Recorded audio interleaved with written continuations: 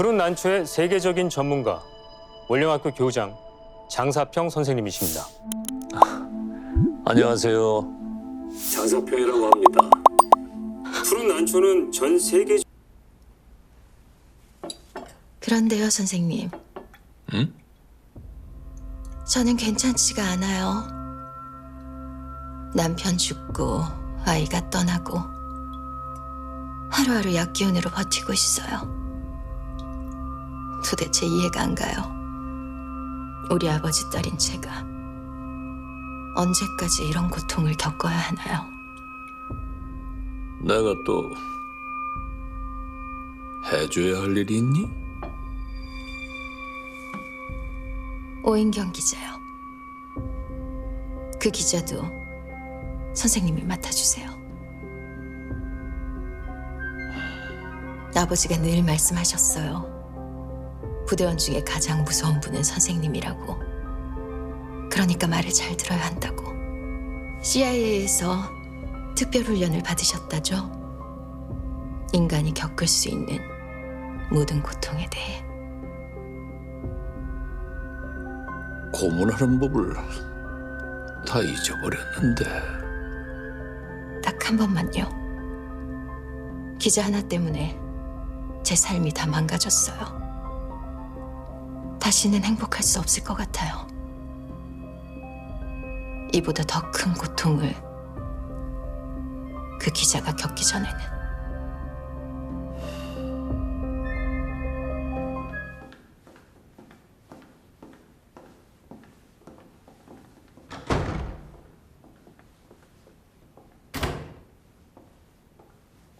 모두 앉아주십시오.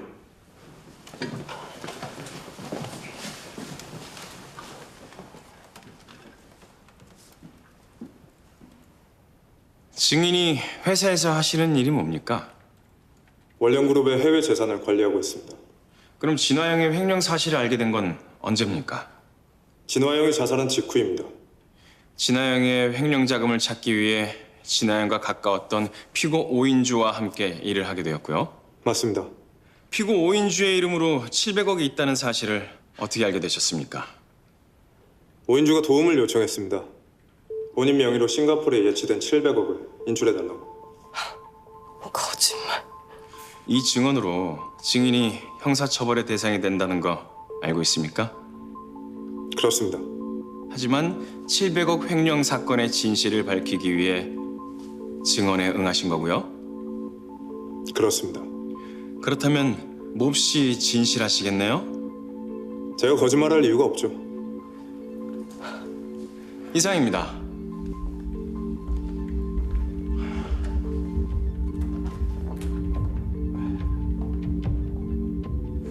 피고 오인주가 왜 본인 명의로 예치된 700억을 인출해달라고 했습니까?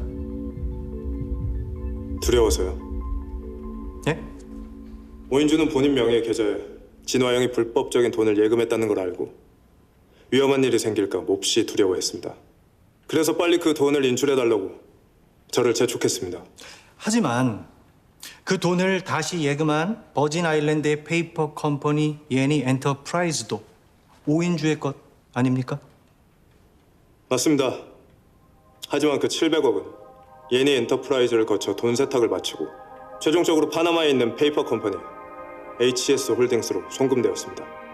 HS홀딩스요. 그것은 누구의 소유입니까? 원상호 관장입니다.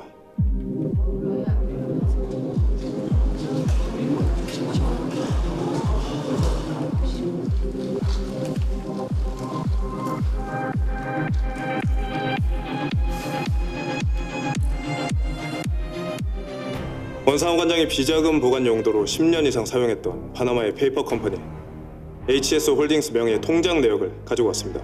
이 있습니다. 저 증거가 적법하게 수집된 진정한 증거인지 확인할 수 없습니다. 증인은 그 증거를 어디서 얻었습니까? 은행에서 적법하게 발급된 서류로 통장 내역을 관리하는 것이 제 업무입니다.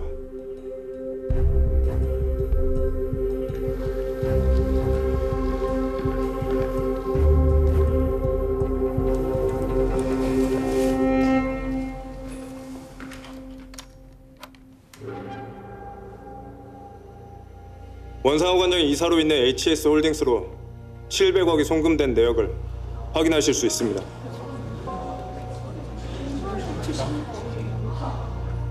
자, 그렇다면 증인은 피고 오인주가 700억의 횡령에 대해선 알지 못했고 오히려 횡령에 가담하지 않기 위해 700억을 인출했다고 주장하는 겁니까? 저희는 이런 수준의 기밀 업무를 오인주 같은 하급 사원과 공유하지 않습니다.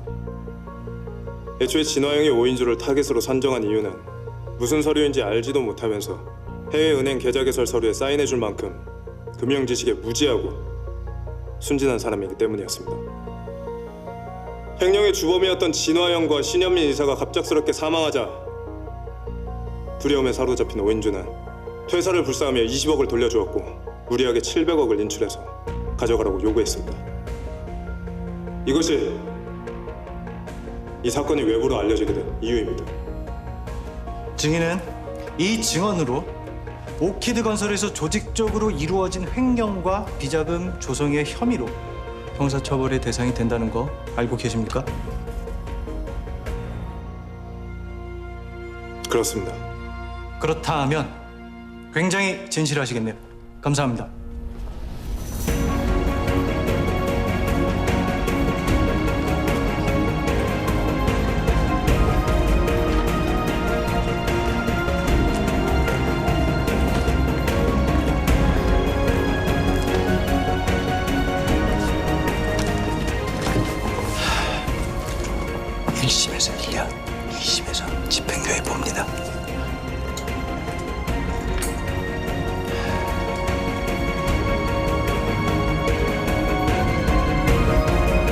오인경 기자, 오늘은 어떤 뉴스를 준비하셨나요? 얼마 전 이슈가 됐죠. 700여억 원을 횡령하고 자살한 것으로 알려진 오키드 건설 경리 직원 진모 씨의 사망에 고 박재상 이사장의 부인인 원령미술관 원상하 관장이 관련되었다는 의혹입니다. 진모 씨 사망 추정 시간 1시간 전 원상하 관장 침실 CCTV 영상입니다.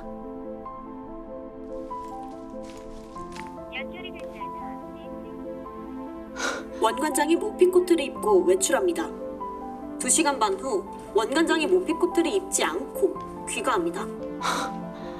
진모 씨는 원 관장의 것과 흡사한 모피 코트를 입은 채 사망했습니다. 진모 씨가 사망 당시 입었던 모피 코트인데요. 1,000만 원을 호가하는 럭셔리 브랜드 제품이고요. 국내에는 8피스 정도 판매됐습니다. 아무래도 천연 모피다 보니 색감이 아주 고유하죠. 네, 동일한 제품처럼 보이는데요. 그런데요, 모피 코트를 입은 채 자살한 격리 직원이 또 있었습니다. 50억 횡령 혐의를 받고 경찰 조사를 받던 오키드 건설의 전신이죠. 원령건설에서 근무하던 양모 씨.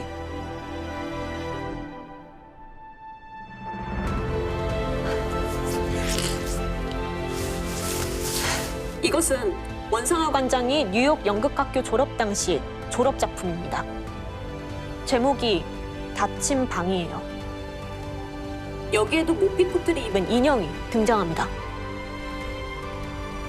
서로 다른 상황들인데 분명히 유사성이 있습니다. 절대 무시할 수 없는 유사성이 있지만 원상하 관장이 사망 사건들에 직접 관련되었다고 보기에는 부족하지 않나. 이 세 개의 사망 현장에는 또 다른 공통점이 있습니다. 현장에 놓여있던 푸른 난초. 전 세계적으로 굉장히 희귀한 난초입니다.